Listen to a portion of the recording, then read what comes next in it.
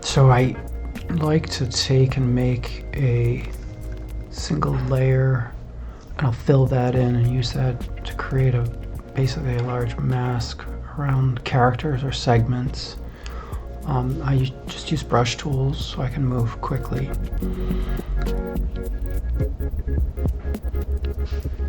And it gives me the ability to refine the edge between what's going to be the colored shaded segments and the line art on top of it. And usually at this point I'm jumping back and forth between cleanup and new illustration. So I move pretty fast, I get pretty sloppy.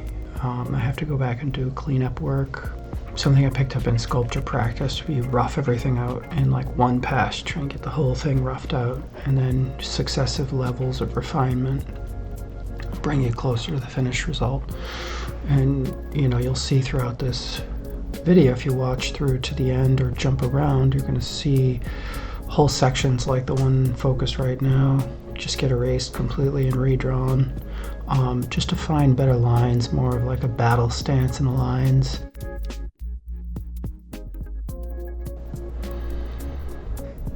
But this is just a slow process of going around and cleaning up the mask. So I then have a selection set I can make, which is super quick and effective.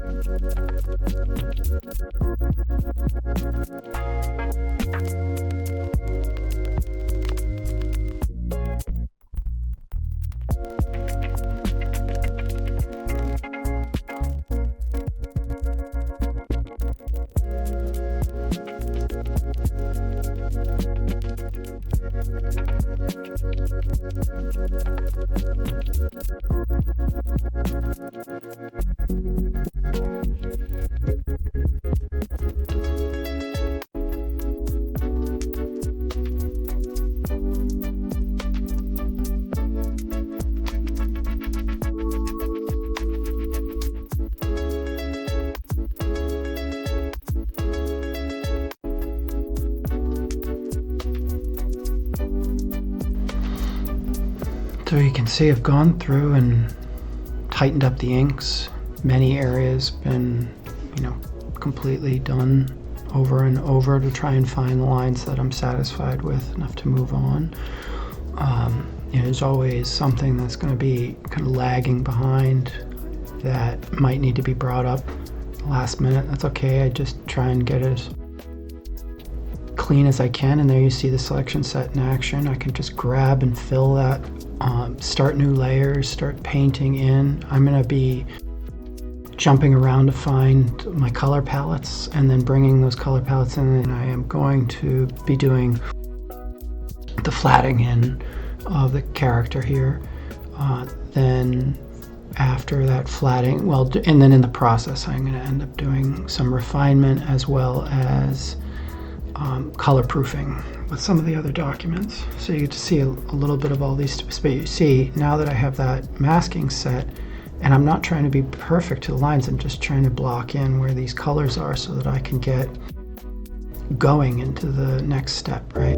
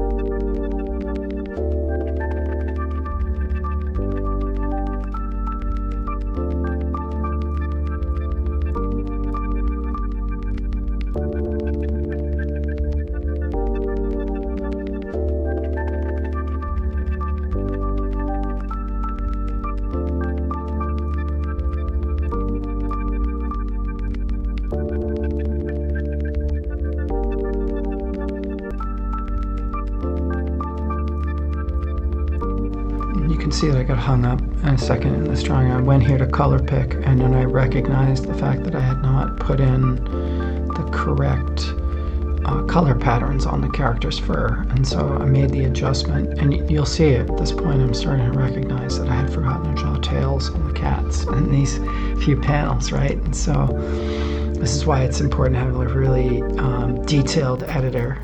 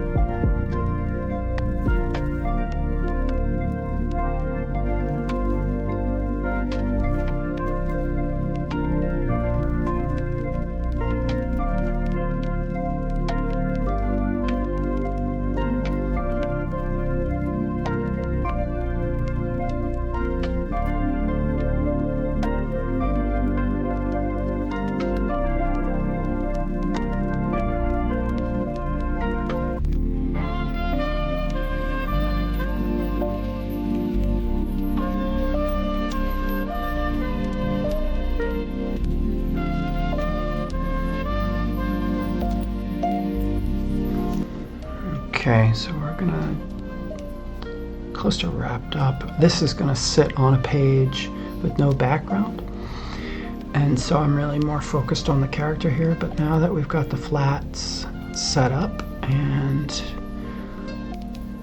we're gonna start doing a shading pass. So we're gonna set this to multiply and then paint grayscale underneath it to bring richness to the character. And the shadowing environment and the volume and form all come from that. So this is a fun step. And you'll see it happens really quickly with big brushes. And I have a wonderful, oh my God, this brush must be, this set of brushes, the Adonis brushes. If anyone is like a super geek on Photoshop brushes, like check this guy out. I think his name is Dan Luvis. Shit, this is like 2006 or 7. I think I got these brushes, and not this chisel brush. I made this chisel brush. The brushes I'm speaking of are the, when you see me bust out a smudge brush where I'm, basically creating gradients around things. This is this guy's brush from back in the day, and it's just a brilliant use. And I've even recreated these brushes for things like Substance Painter because they're just epic. They get the job done for making nice faded volumetric forms, smooth shaded stuff. You'll see, it's cool.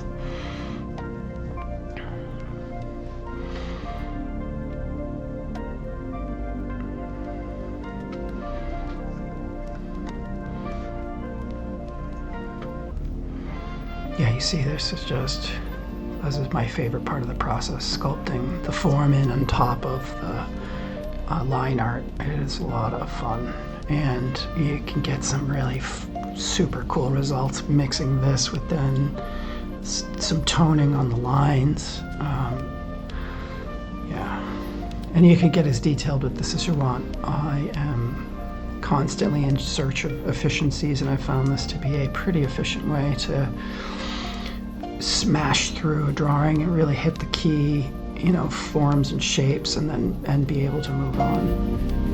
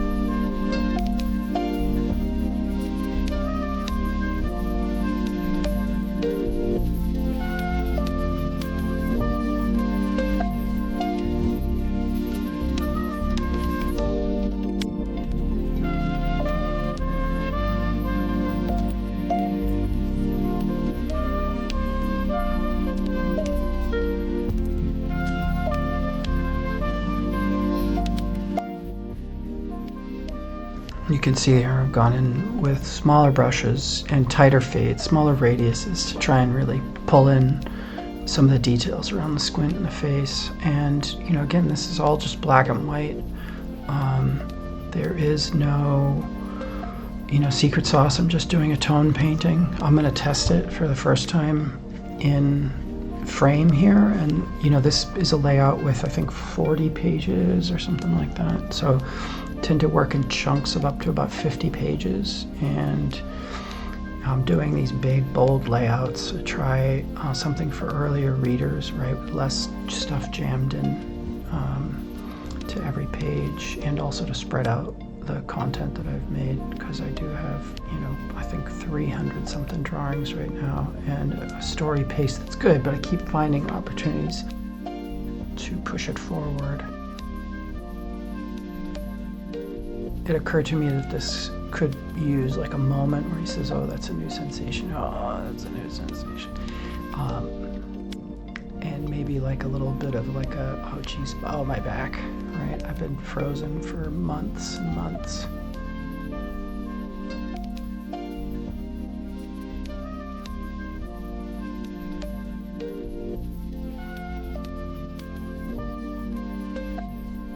I don't have a tail on this guy. These are all linked files, so I can open up my big, large Photoshop document, and it has the 50 pages or so, 40 to 50 pages of art, and then every file is this individual Photoshop file that's linked in. I do a file place, kind of procedure that gives me the ability to work on the drawings on their own and not have to worry about bogging down inside this big scene while I'm trying to move around. And I can focus in on each panel as a particular little mission, little submission to get accomplished.